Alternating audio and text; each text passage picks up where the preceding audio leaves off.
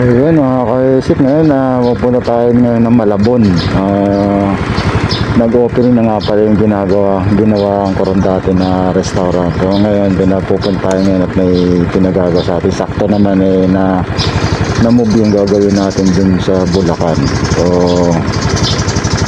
yun, makikita natin at yung pinabitan natin ng PVC. So yun mga kabisik, dito na tayo, karating ko lang.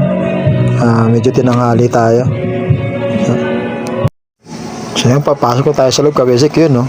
Napakaganda na ng setup ng ano nila sa loob. So nag-opening na nga pala sila, pero hindi pa yan grand opening pala mga kabisik. So yun, itong gagawin natin sa kitchen nila, dahil kulang sila sa mga lagayan ng mga plato. So gagawa tayo dyan sa ilalim, stainless, lahat naman yan stainless, pati yung